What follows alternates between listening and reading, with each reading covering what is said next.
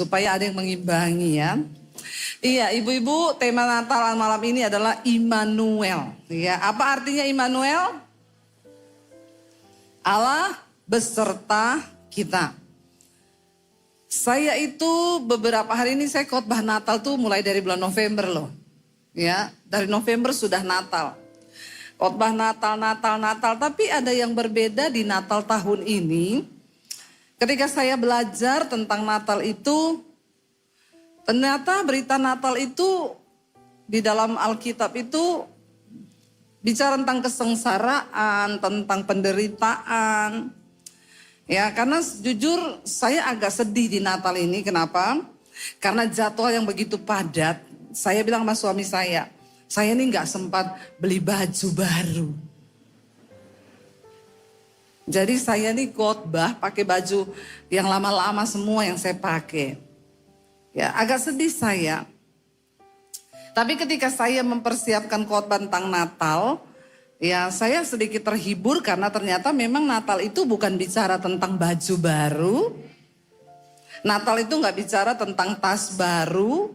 Natal tuh tidak bicara tentang sesuatu yang baru, tapi Natal tuh bicara tentang bagaimana kita menjalani hidup ini dan kita tetap percaya bahwa Dia sudah lahir dan Dia menyertai kita, saudara. Amin.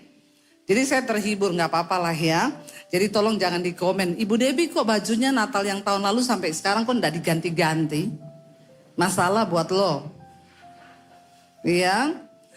Baik, kita buka bersama yuk. Matius pasal yang pertama ayat yang ke-18 mulai. Judul perikopnya kelahiran Yesus Kristus.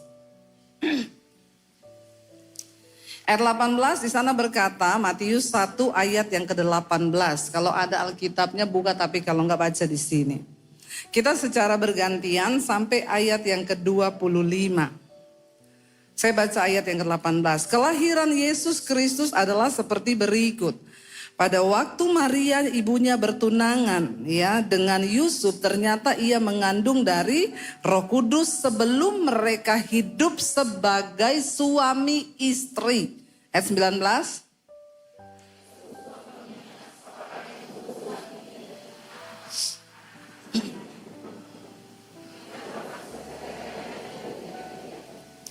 Tetapi ketika ia mempertimbangkan maksud itu, malaikat Tuhan nampak kepadanya dalam mimpi dan berkata, Yusuf anak Daud, janganlah engkau takut mengambil Maria sebagai istrimu, sebab anak yang di dalam kandungannya adalah dari Roh Kudus. 21.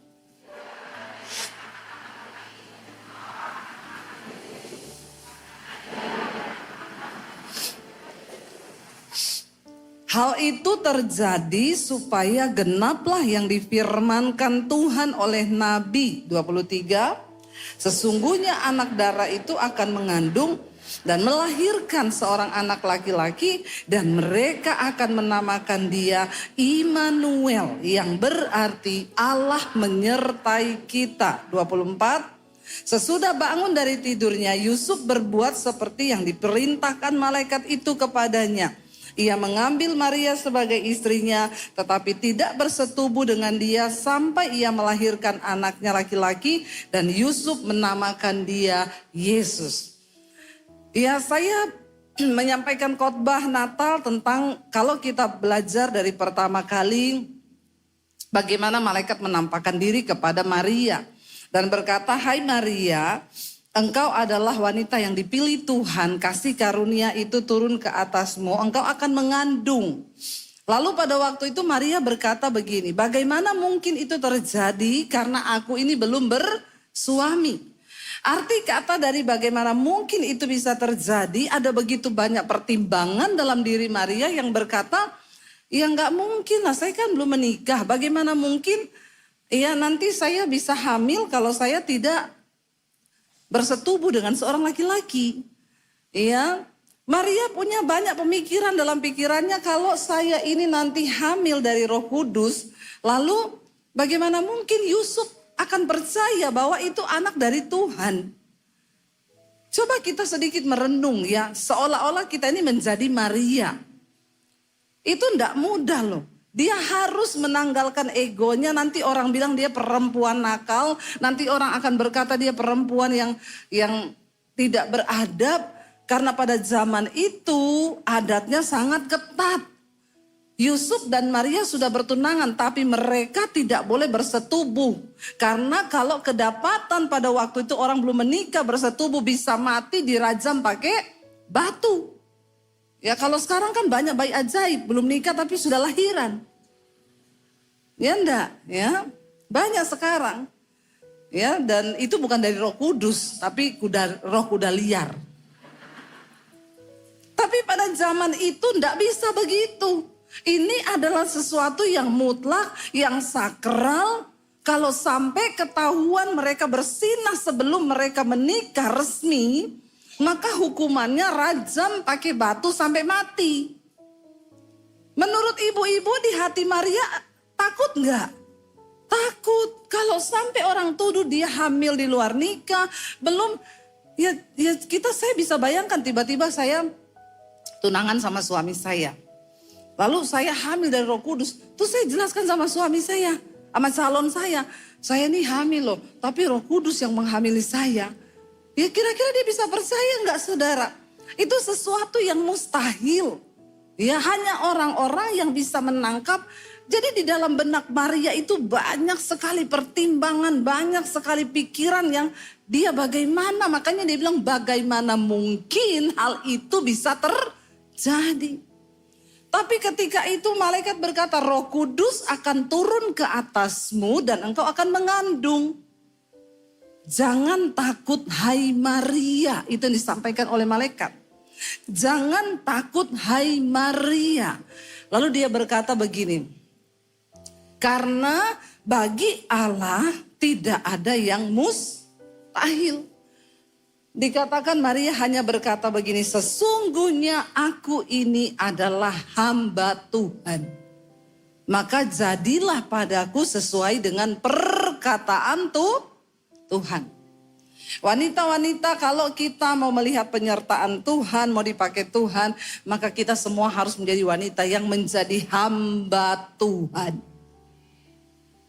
Jangan bilang begini, berarti saya harus sekolah Alkitab dong, jadi pendeta dong. Ya untuk menjadi hamba Tuhan, saudara gak usah sekolah Alkitab dulu. Karena hamba Tuhan itu artinya orang yang taat kepada Tuhan.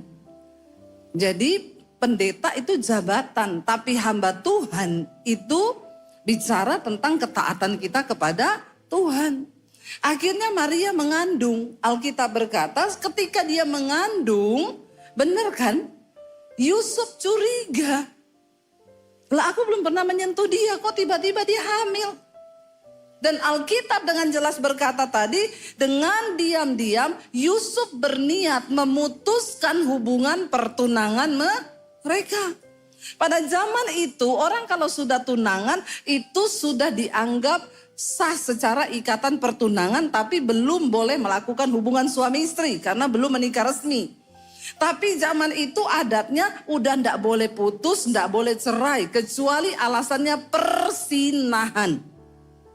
Itu yang Musa bilang ya, kecuali alasan persinahan. Tapi dalam konteks itu belum menikah, masih bertunangan. Makanya ketika Yusuf tahu istrinya ini calon istrinya hamil, dikatakan tadi apa? Dengan diam-diam Yusuf berniat untuk putus hubungan dengan Maria. Tapi kan Tuhan bilang bahwa Tuhan turut bekerja, dia menyertai. Lalu ketika Yusuf lagi tidur memikirkan itu, Tuhan berfirman kepada Yusuf, jangan kamu ceraikan istrimu, jangan kamu putuskan. Karena istrimu itu sedang mengandung dari Roh Kudus. Dan ketika akhirnya Yusuf percaya, dia menerima.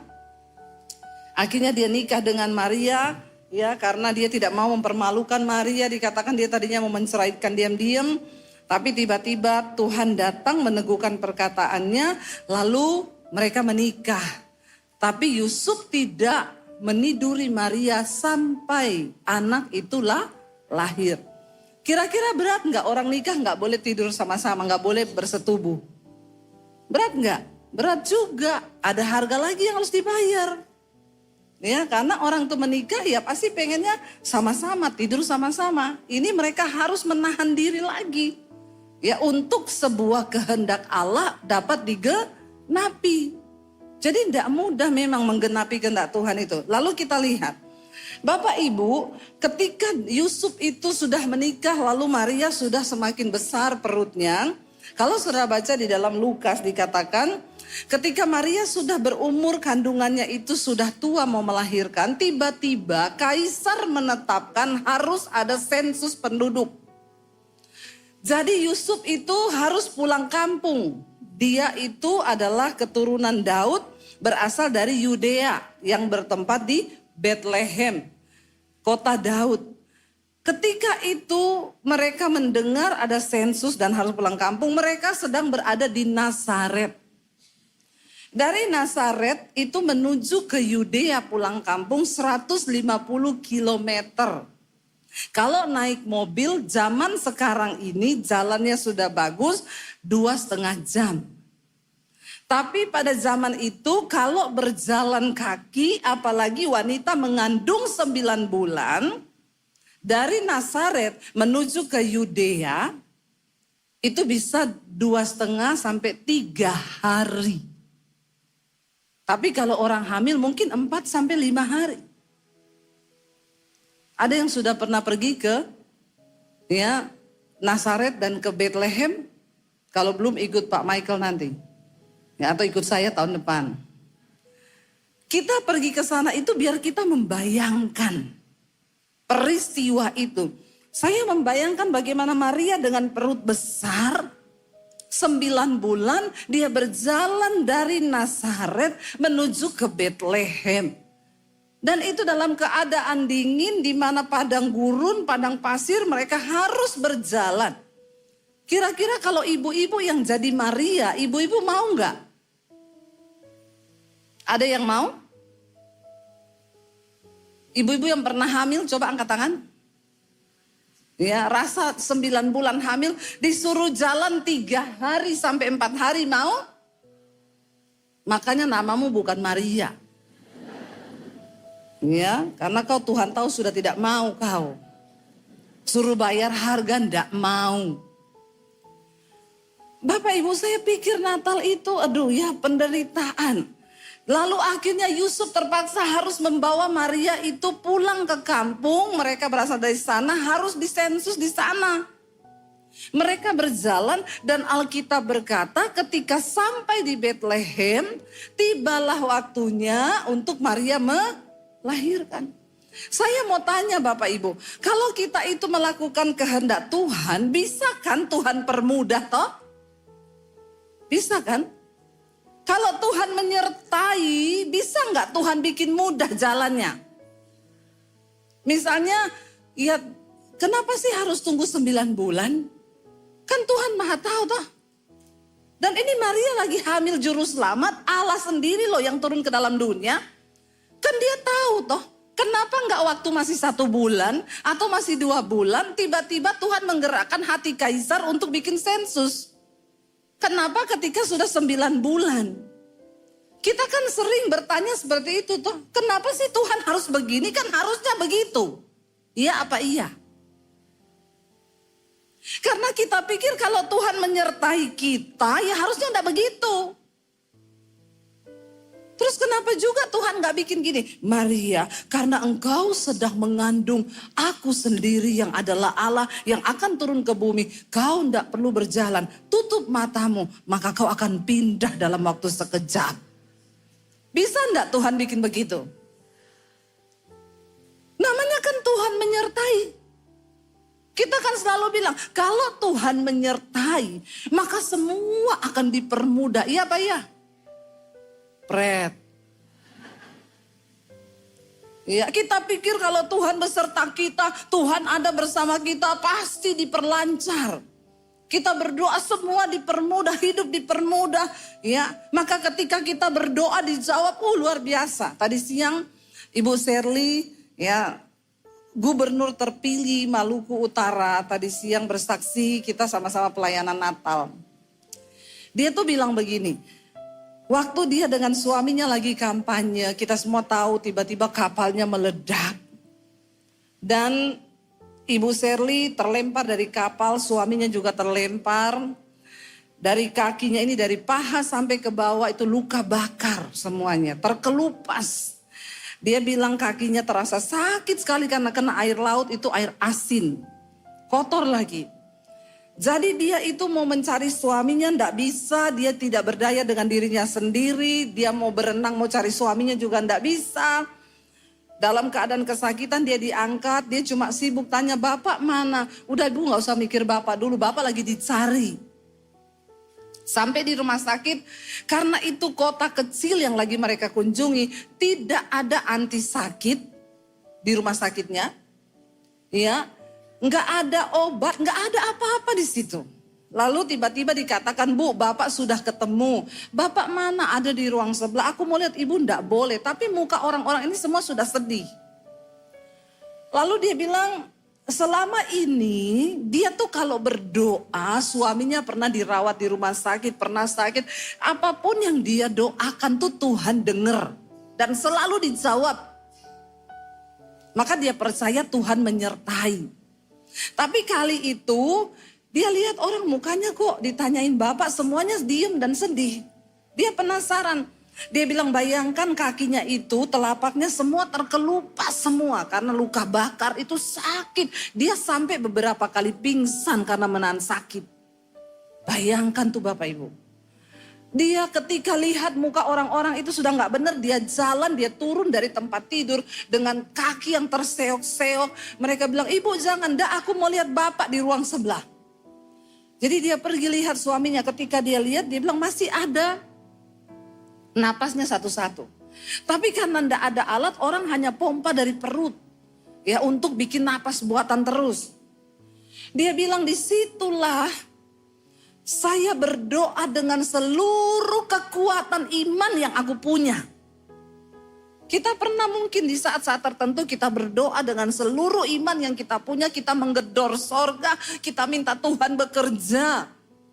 Dia bilang dia menangis di situ, dia tertelungkup. Dia bilang, "Tuhan, dengan semua imanku aku minta selamatkan suamiku." Tapi tiba-tiba suaminya akhirnya tidak ada, meninggal. Dan saat itu dia terpukul sekali, dia bilang seperti dunia itu di depan dia itu gelap gulita. Dia enggak bisa lihat apa-apa, dia enggak bisa mikir apa-apa karena dia tuh enggak tahu bagaimana harus menghidupi anak. Dia enggak tahu caranya bagaimana harus bekerja. Dia sama sekali tidak tahu apa-apa. Dia cuma menangis dan menahan rasa sakit kakinya yang terbakar, menahan rasa sakit hatinya, kehilangan suaminya yang dia bilang memang hanya dalam sekejap. Siapa yang nyangka kalau tragedi itu akan terjadi? Jadi dia bilang yang ada hari itu hanya dia menyalahkan dirinya. Kenapa kita pergi ke situ? Kenapa ini enggak begini? Kenapa enggak begitu? Kenapa enggak begini? Kenapa kita enggak rubah? Kenapa gini? Kenapa saya enggak tolong Bapak? Kenapa waktu itu Bapak di sini? Kenapa saya di situ? Berkecamuk dan dia tidak bisa terima keadaan itu. Dia tidak bisa nerima dan dia tidak bisa berdamai. Dia menyalahkan dirinya terus dan menyalahkan keadaan. Sampai akhirnya datang helikopter untuk bawa, ya, dia nggak bisa ngapa-ngapain lagi, lalu diterbangkan ke Luwuk, dari Luwuk pakai private jet untuk dibawa pulang ke Jakarta. Berhari-hari dia cuma tanya, "Tuhan, kenapa suamiku mati? Kenapa Tuhan? Kenapa? Kenapa dan kenapa?" Harusnya enggak begitu Tuhan. Masih banyak mimpi. Seolah-olah langkahnya terhenti saat itu juga. Dan dia enggak tahu mau buat apa saudara. Ya, sampai akhirnya dia bilang dia berdoa terus. Dia berdoa mencoba memahami. Dia cuma dapat satu kata-kata dari Tuhan yang Tuhan tuh bilang. Lebih baik kamu tidak mengerti daripada kamu tidak percaya. Jangan coba bertanya tentang kedaulatan Tuhan. Jangan coba protes tentang kedaulatan Tuhan dalam hidup ini. Lebih baik kamu tidak ngerti daripada kamu tidak percaya. Dalam hidup ini tidak semua kita harus mengerti kenapa Tuhan bikin begini. Saya banyak mendengar, Bu, saya punya anak satu-satunya perempuan, Bu. Bayangkan anak ini saya sayang, udah lulus kuliah, lulus cum laude, saudara. Ya, anaknya itu 2 cowok, 1 cewek. Cewek ini disayang.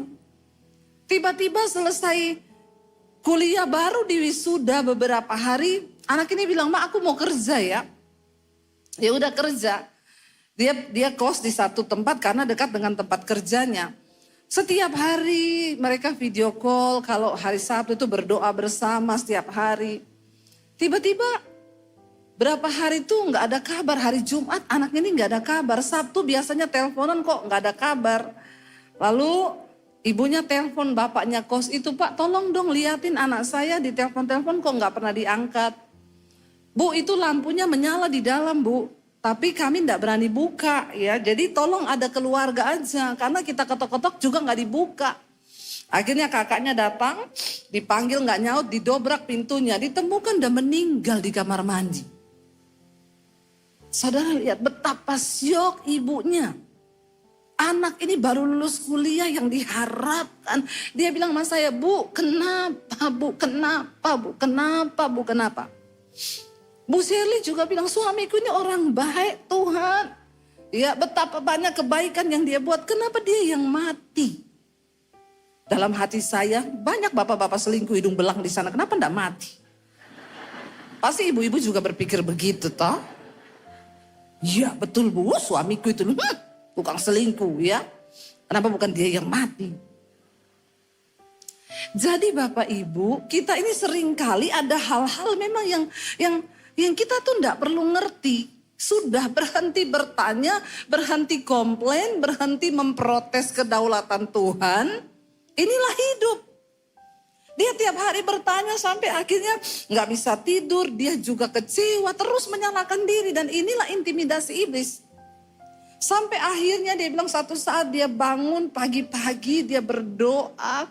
Lalu dia merasakan ada satu kekuatan yang turun, tiba-tiba dia berbahasa roh, tidak bisa kendalikan. Lalu dia mendengar di situ ada suara yang berkata, "Ini takdir yang harus kamu terima. Dan ini adalah keputusan Tuhan. Karena ingat, kau hidup bukan untuk bahagia, tapi kau hidup untuk melakukan kehendakku." Tapi kita kan seringkali mau hidup untuk bahagia. Kita pengen semua anak kita baik, kita pengen keadaan kita baik, kita pengen ini baik. Lalu kalau ada sesuatu yang tidak baik, kita protes sama Tuhan. Kenapa? Kita berdoa. Karena kita orang Kristen ini sudah terlalu banyak dicekoi bahwa kalau ikut Tuhan tuh harus enak.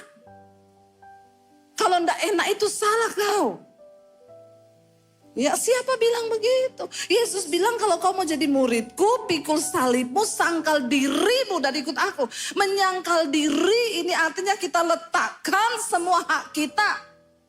Kita letakkan semua keinginan kita. Sebab hidup mengikut Tuhan itu bukan soal mengikuti semua yang kita mau. Tapi kita harus ikuti apa yang Tuhan mau. Amin.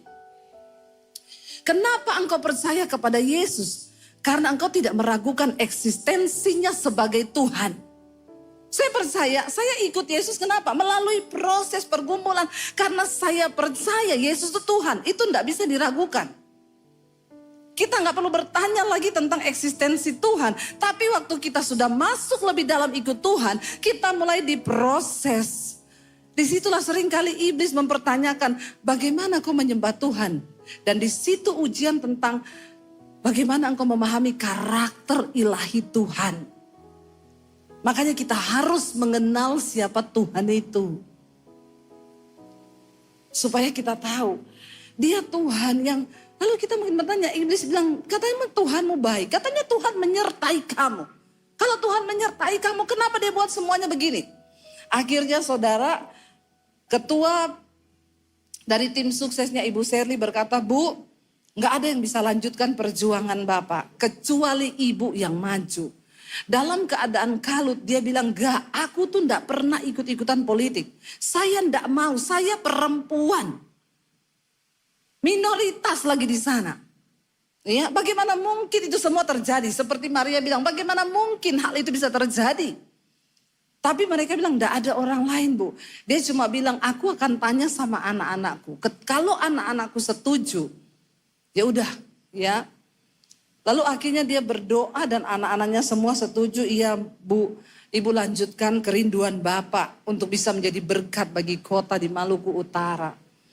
Lalu akhirnya ketika maju untuk debat itu juga pun tidak gampang loh. Dia bilang saya ini tidak ngerti apa-apa. Tapi waktu mau debat saya cuma doa puasa terus saya minta sama Tuhan beri saya hikmat. Akhirnya sudah mau kampanye saudara. Bahkan beberapa orang dari tim sesnya bilang Bu harus pakai uang. Di Indonesia ini kalau tidak pakai ini tidak bisa. Dia bilang enggak, perjuanganku ini bukan aku yang mau. Tapi Tuhan yang mau. Kalau Tuhan yang mau, kita tidak usah pakai cara-cara kotor begitu. Maka Tuhan yang akan beri kemenangan. Tidak usah menghalalkan cara apa supaya begini. Tidak, saya tidak mau dia bilang. Lalu ketika kampanye dia tanya, saya tidak akan kasih kalian duit. Kalau saya nggak kasih duit, apakah kalian tetap pilih saya? Mereka teriak, iya pilih. Saudara tahu kemenangan yang dari Tuhan itu luar biasa. Dia minoritas, ya perempuan, dan ya itulah Tuhan, kita tidak mengerti. Ya dan saya bilang terlalu mahal harga yang dia jalani, tapi nggak ngerti apa yang sedang terjadi dengan hidup, bagaimana Tuhan mengambil suaminya begitu saja kayaknya tidak bisa diterima. Yusuf kalau mau berkata Tuhan kami ini sedang melahirkan anak yang Tuhan katakan dia akan dinamai Immanuel yang artinya Allah menyertai. Nah kalau Allah menyertai kenapa begini? Lalu mereka berjalan sampai di Bethlehem, tidak ada penginapan, semua penuh. Mungkin karena orang semua lagi pulang sensus, pemilihan umum. Begitu kayaknya. Pendaftaran kembali penduduk. Semua penginapan penuh dan Alkitab bilang gak dapat tempat. Terpaksa dia melahirkan di kandang loh. Dan bayi itu ditaruh di palungan. Dia kan Tuhan yang punya dunia. Masa Tuhan gak bisa? Mungkin Maria dan Yesus bertanya, katanya kita ini melahirkan anak Tuhan ya dari Roh Kudus loh. Terus Allah menyertai loh. Kenapa di kandang? Bukankah Tuhan bisa bikin mujizat? Tenang, walaupun penginapan penuh, nanti ada orang kaya yang akan jemput kau dengan Alphard. Lalu dia bawa kau ke rumah sakit mitra keluarga. Dan di sana nanti kau akan melahirkan. Ya, kenapa tidak terjadi itu? Kenapa Maria tidak mengalami yang enak-enak? Dia sedang mengandung anak Allah yang maha tinggi loh. Bukan cuma itu, akhirnya lahir anak itu. Saya bilang, saya dulu waktu melahirkan anak pertama, saya juga enggak punya duit. Tapi enggak ada dalam benak saya dan suami, nanti lahiran di kandang mana ya? Enggak ada. Ya walaupun cuma puskesmas, kami berusaha lah ya. Karena kami pengen beri buat anak itu yang terbaik. Tapi dia Tuhan loh. Maria dan Yusuf pun tidak akan sengaja melakukan itu. Karena zaman itu juga belum ada USG, Maria nggak tahu juga kapan waktunya melahirkan. Pokoknya dia jalan tiba-tiba mau melahirkan. Orang kalau mau lahiran kan nggak bisa ditahan toh. Kecuali orang sesar. Tapi ibu-ibu zaman dulu kita belum ada operasi-operasi itu. Ya kita melahirkan tuh kan ya. Saya juga bingung kenapa anak-anak sekarang nggak bisa ya lahir normal ya. Kata mereka kami mematahkan kutuk Adam dan Hawa. Yaitu sakit melahirkan. Saya dulu waktu melahirkan anak pertama saya masuk rumah sakit tengah malam, sudah pecah ketuban, saya sudah dinaikkan di tempat tidur. Ya saya bilang, suster saya udah sakit banget, saya sakit perut, saya melahirkan. Ibu jangan dulu ya. Itu baru buka 1 loh, dokter juga belum datang, ibu tunggu dokter. Suster tapi saya sudah tidak tahan, suster saya sakit banget. Jangan ngeden, nanti nek ngeden di Solo itu ya. Nek ibu ngeden terus luka malah bahaya loh. Tahan. Dalam hatiku ki, suster yang melahiran ini aku apa gue? Ini tuh aku yang rasa udah mau keluar anak ini. Nggak bisa, dokter belum datang, ibu tahan. Saya jengkel saudara. Saya ditinggal sendirian di situ. Saya angkat kaki saya bilang, suster. Tiba-tiba susternya datang, kepalanya udah di luar. Ya ampun, dia ambil kaos tangan saudara. Pas dokter masuk di pintu, saya bilang, kan saya yang mau lahiran, bukan kau, saya yang rasa. Akhirnya tuh anak keluar sendiri. Ya, bahkan suami saya lagi pelayanan lagi.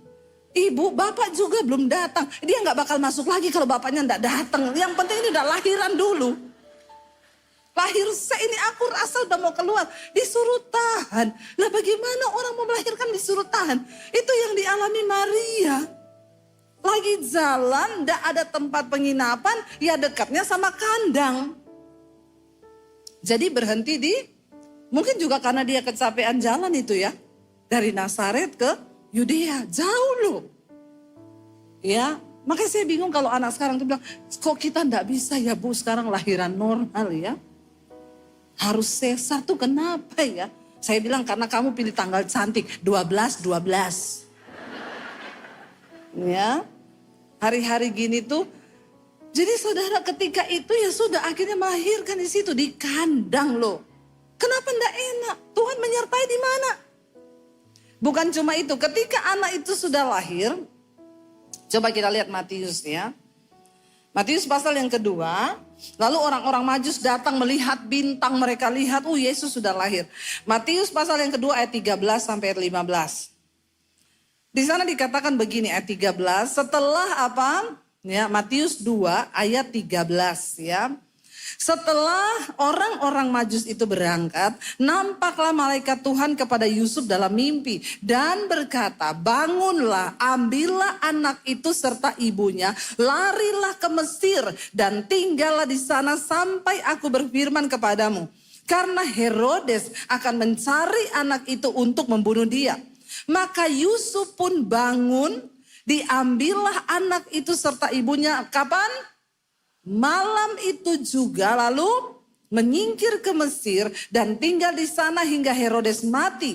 Hal itu terjadi supaya genaplah firmankan Tuhan oleh Nabi, dari Mesir kupanggil anakku. Bapak Ibu, dia pergi dari sana ke Mesir naik kereta Wus, naik mobil, naik taksi, naik Grab, no, jalan kaki. Tengah malam gotong-gotong anak bayi yang adalah Tuhan, Raja Sang Allah Maha Tinggi. Saya juga berpikir Tuhan tuh ngapain sih kurang kerjaan bikin orang susah. Seringkali kita berpikir gitu, aku nih ikut Tuhan kok hidupku susah. Kok aku gak pernah ngalami yang seneng, kenapa Tuhan tuh kayaknya membawa aku dalam malapetaka, dalam bencana, dalam ini. Seringkali kita punya pikiran yang seperti itu kepada Tuhan. Kita berpikir kenapa Tuhan gak bikin begini aja. Kalau saya jadi Maria, Tuhan kenapa kau berfirman suruh tengah malam angkat anak itu bawa lari. Ini kita jalan kaki di Mesir dingin, di sana tuh kalau lagi musim dingin. Kenapa Tuhan gak berfirman gini, Yusuf memang Herodes akan membunuh anak itu. Tapi kamu gak usah lari. Karena malam ini Herodes akan kena serangan jantung. Itu kan lebih enak toh, bener gak? Jadi kamu gak usah lari-lari. Bukankah itu juga yang kita mau? Seringkali ibu-ibu begitu, aku ini udah capek bu berdoa buat suamiku. Udah capek gak tobat-tobat. Jadi sekarang saya ganti doanya bu apa? Tuhan cabut nyawanya. Kita nih seringkali kepengen yang gampang saja. Aku udah capek bergumul, aku udah lelah bu, aku pengennya begini aja. Ibu-ibu, kita memang gak suka proses, tapi ingat Tuhan itu mencintai proses. Karena hanya lewat proses iman kita menjadi kuat. Sebab tidak ada orang hebat yang dihasilkan dari kemudahan. Orang hebat semua dihasilkan lewat air mata, pergumulan, tantangan, dan badai hidup yang besar. Kenapa seorang kapten dikatakan hebat? Karena dia pernah mengalami badai gelombang di tengah laut. Kenapa pilot dikatakan berpengalaman? Karena dia sudah beberapa kali mengalami turbulence dan dia lolos ketika dia berusaha untuk membawa atau ya menerbangkan pesawat. Bagaimana kita dikatakan punya iman yang kuat di hadapan Tuhan? Waktu engkau berhasil keluar dari setiap tantangan hidupmu, menerima setiap takdir Tuhan di hidup kita. Dan berkata Tuhan, engkau baik bagiku. Waktu Tuhan menyertai bukan berarti tidak ada masalah.